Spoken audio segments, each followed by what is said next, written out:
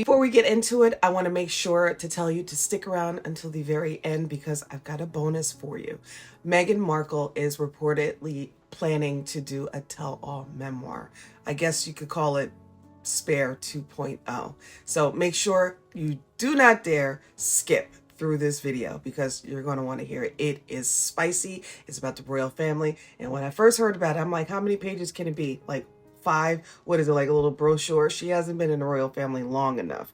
But, I do think that there's some juice in there, or if there is a memoir, there could be some juice in there because I'm quite sure there's been lots of pillow talk because her intent was to extract information from Harry so that she can pin it down and have a backup plan. She's always got a backup plan. Anyway, so hello, my royal obsessives. Tea with Carla here. I am so glad to see you. Pull up a throne and grab your tea because we are going to be spilling it and drinking it today because I've been away for a little bit. And if you've been following me on TikTok, you know why. I'm going to give you a little bit of explanation regarding that, but thank you so much for joining me. We've got a lot to talk about with regards to the Windsors, and there's no sugarcoating it here. And if you're a regular here, God, I've missed you. If you are not a regular here, we talk about royalty, jewelry, gossip. That's what I do. If this is what you enjoy discussing or reading about or listening about, if this is coming to you in a podcast version, then I'd suggest you subscribe to my channel because that's what I do. Now, let's get into it. Let's talk about.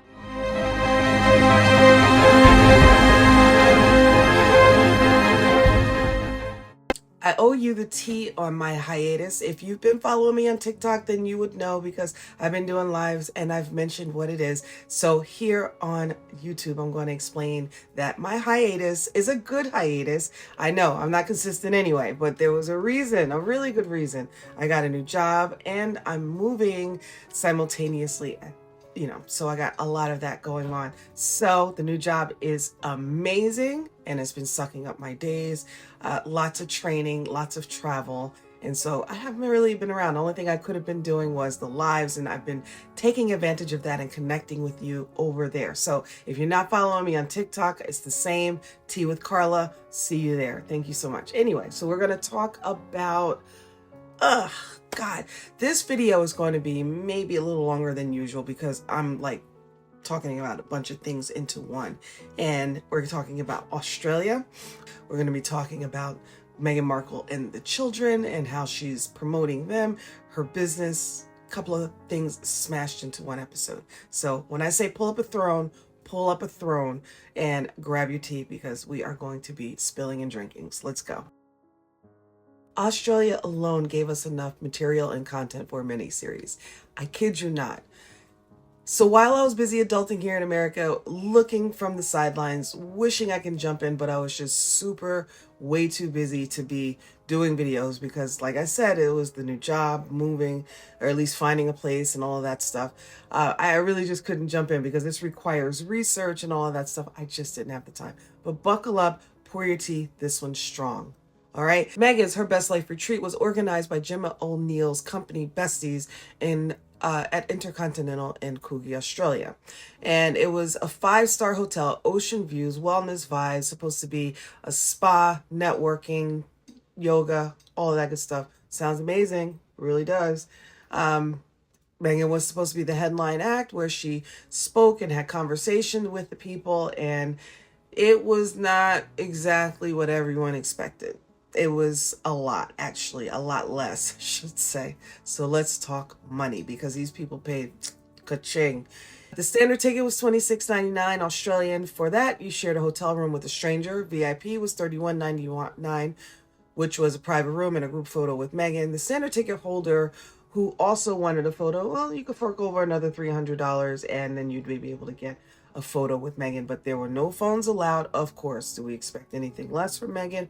Absolutely not. You want a photo, you will pay for it. You want to say hi to her, you will pay for it. You want anything to do with Meghan, you will pay for it. The only time you don't have to pay for Meghan is when she's using you and you're still paying for it. Women flew in from around the world, booked flights, took time off work, forked over thousands of dollars, all to have just a few hours with Meghan Markle. She popped in and out of there like a Pop-Tart, and she did not spend nearly the amount of time as these people were expecting. As a matter of fact, the kicker in all of this is, why we're talking about it, is that she actually gave people on the streets of Melbourne selfies, and when you paid to see her at this retreat, which you paid thousands of dollars to attend, thousands of dollars to get there, you had to pay for a selfie. So I'm sure these people were like, you have got to be kidding me. But you want to know what? Shame on them for actually thinking they were getting something worthwhile. I hope that they were able to network and connect with each other and find value in that, because if you were looking for value in Meghan, those two words are not synonymous in a sentence, because Meghan does not equal value at all. Social media went nuclear, and it was considered, quote unquote, and this is according to people on the internets, okay, it was considered the scam of the century. I mean, should you expect anything less? Or should I say more? Should you expect anything more or less? No. Anyway, so refunds were demanded, pouring in left and right. Demands, guests were calling it fraudulent and inauthentic. Gemma was reportedly had to give refunds after this event. So this is typical classic Sussex playbooks. Sell access, deliver disappointment, and dodge accountability. That's what they do. We're going to flip it a little bit to a bit of a heavy topic, and this is regarding Bondi Beach. Their visit to Australia included a trip to Bondi Beach, which is, if you don't know, it was a location in Australia, a beach in Australia, where there was a tragic mass shooting in December 2025. The survivors of that traumatic event are still coping and grieving from that, and it was just devastating, and still is, to the people of Australia. A community has been shattered, and Harry and Meghan visited these traumatized people in Australia when they were there on Bondi Beach. And on paper, it was very compassionate, and it sounds like a very nice humanitarian thing to do. What did we really get, though? What did they really get out of this? And I'm not talking about the people of Australia. I'm talking about Harry and Meghan.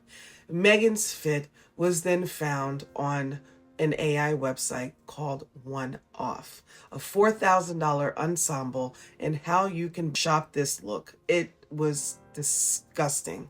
So I'm going to talk a little about that now, and I'm going to be candid, and I'm going to be very careful with my words, because I want you to understand how disgusting that was if you don't know. Imagine a place here in America, if you're American, which we have so many places that have had tragic shootings. Unfortunately, that's the world we live in here. Imagine someone coming to visit the people that are directly impacted by that, as we would be as a whole, as Americans, we are.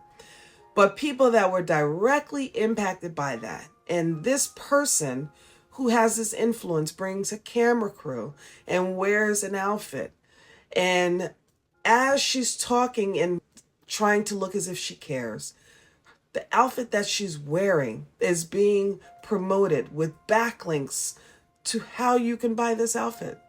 I am from the New York area, and that would be disgusting to know that someone would go to ground zero and show quote unquote compassion to the people of New York. And then, oh, by the way, if you like this look, you can buy it.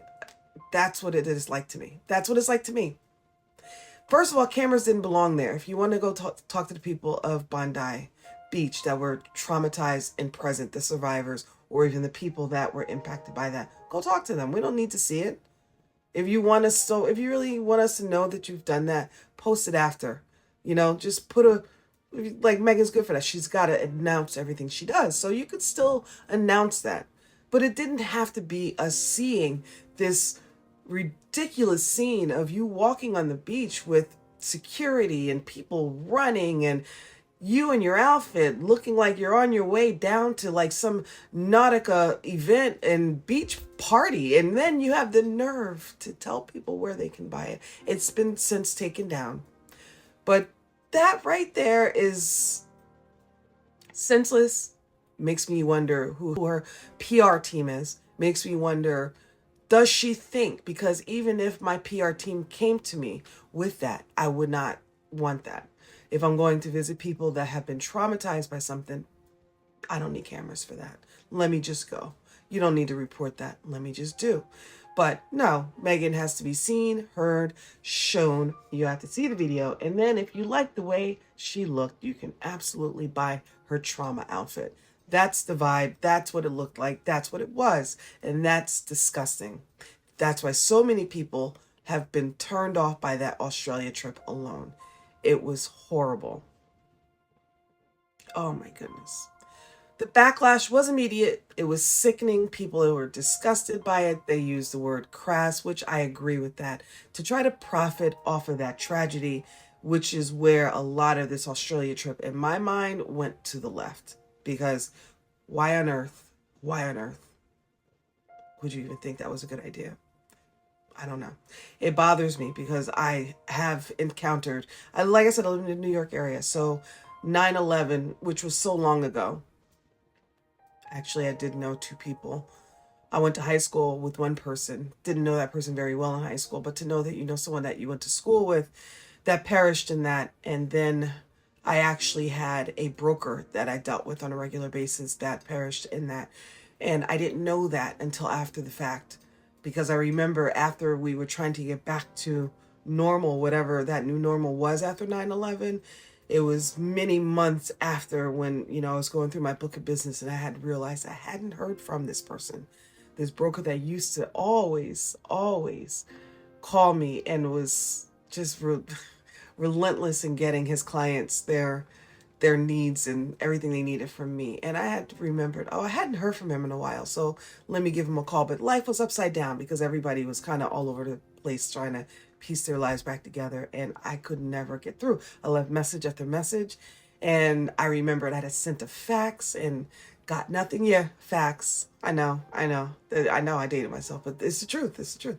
And so when I hadn't heard back from him, I just decided to take upon myself to look at the list of people that perished.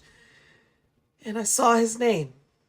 And he was in Tower 2. So, yeah. Let's move on. And speaking of monetizing everything, let's talk about As Ever. Meghan's lifestyle brand. The one that was supposed to be her goop, her empire. How's that going? Netflix cut ties with the brand in March. Sales have been so rough that they had to slash prices. A website glitch accidentally revealed their inventory levels, and that was like a huge scandal in itself. So, yikes. The first anniversary of As Ever was described as sad, and critics are saying that everything that she attempts has failed. The brand is struggling, and it really is. It doesn't take a rocket scientist to know that. So what do you do when your business is tanking? Well, you usher out the children, of course. At least if you're Meghan Markle, that's what you do.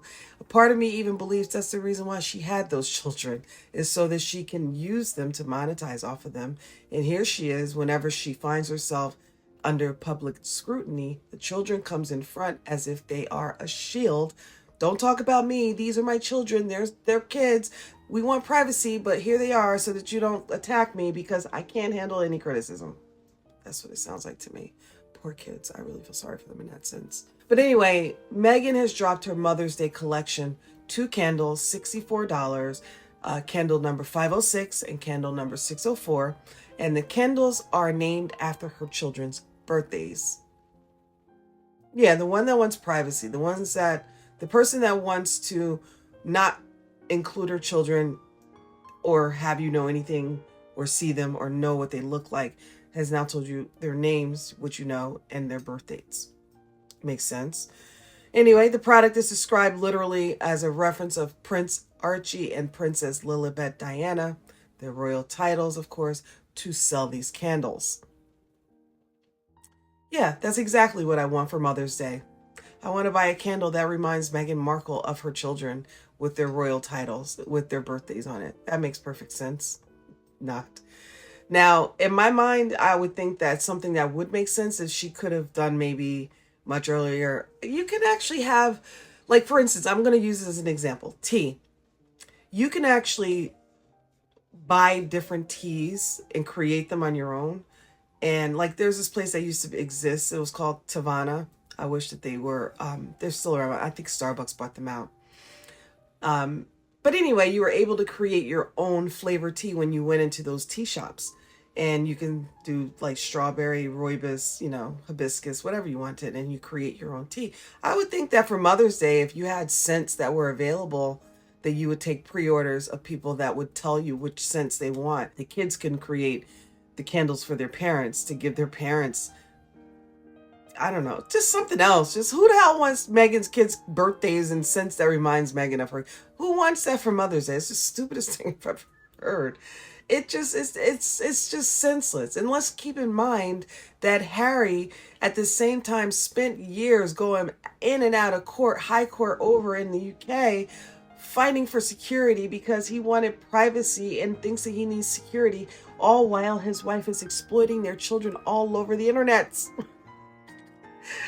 Like, how do you make sense of that?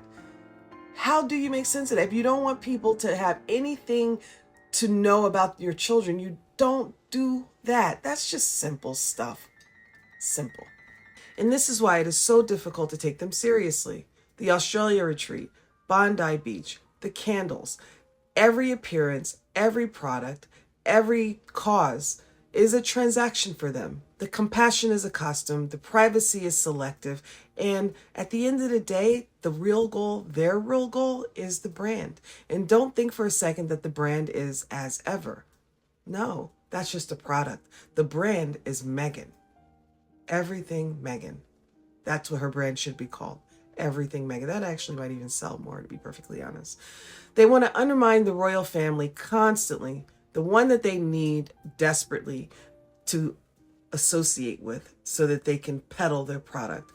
Underneath all of that fluff is nothing but, what are we getting from doing this? That's how you can calculate what Meghan and Markle are doing. Follow the money, because everything they do, there is a dollar sign attached to it, not because of the goodness of their heart. If you believe that, then they would have gone to Bondi Beach. We would have never known about it. Or if we did know about it, we wouldn't have had the opportunity to shop her look at Bondi Beach. That's just my take on it. They want title without duty. They want attention without accountability. And most of all, they are absolutely unhinged. Nothing is off limits. Not tragedy, and not even their own children. Case in point, which brings me to my next thing, the bonus I promised you. I told you that Meghan was going to be, she was poached for a memoir. At least that's what word on the street is. We're going to talk a little about that. This is a truly gossip and my opinion, and absolutely conspiracy. So don't knock me or ding me for it. This is just what I heard, and I think I want to gossip a little bit about it. Thank you for sticking around. Reports have surfaced that Meghan Markle has received multiple lucrative deals for a tell-all memoir, I guess you can call it Spare 2.0, regarding the royal family. Officially, plans are on hold because Meghan is waiting for maximum damage to release this book. She's always got something in her back pocket because that's the way that woman operates. Okay, when this road, she's always thinking, okay, when this doesn't work or if this doesn't work, then I'm going to do this. She doesn't just happen upon these situations and have to figure it out. She knows that everything she's doing is all a setup and a plan, which is why I think she has so much material. Because when she got involved with Harry, I do believe a lot of pillow talk has taken place. And she does have a lot of information about the royal family. And she does have information that she can put in a book that will sell well. But the way I believe the royal family can handle that is if Charles were to abdicate and Prince William is to become king, he can then remove the titles, rip the Band-Aid off, and they need to start playing offense instead of defense. Let Meghan be on the defense. Because right now, she's holding these cards in her hand. You kind of know she's got a full house, but they're waiting until when? Rip the Band-Aid off. Let her show her hand so that you can deal with it while people are still here. Hint, Charles what is the problem here? What is the problem here? She's not very difficult to figure out. Follow the money. When is she going to get more money? How is she going to make more money? By doing a tell-all book. When is that tell-all book going to do the most damage? When Charles is no longer here to defend himself. So put out there, make Charles go and sit down, let William take the reign, let him rip the titles, let Charles be in the background getting treatment, and let Harry and Meghan be on the defense for a change. That's what I think they should do. But you got to take away her splash, her Markle sparkle, whatever it is that she's been doing. Them playing the defense and being quiet about it is not working. Information goes around the world 3 times in a nanosecond. Here they are not saying a word about it. Meghan is using that to her fullest advantage, and the royal family does nothing. So in my humblest opinion, I believe that the royal family needs to play offense and they need to be strategic. And I know Charles wants to do and be king. Who doesn't want that kind of power? But if you want to be even more powerful, step aside, let your son take it. You can live, watch it, attend the coronation, see all of these wonderful things. And you can actually, Charles, see for yourself, Meghan, come undone and unraveled. That would be a sight for you to see. I would want to see that more than to remain on a throne. With that being said, thank you for joining me. If you're new here, please hit the subscribe button. And if you are not new here, make sure you have hit the notification bell so you can be notified each and every time I've dropped a new video. I do have another one coming because I had to cut this in half, believe it or not. I have a lot more material that I didn't go over, so stick around. Thank you so much and see you soon.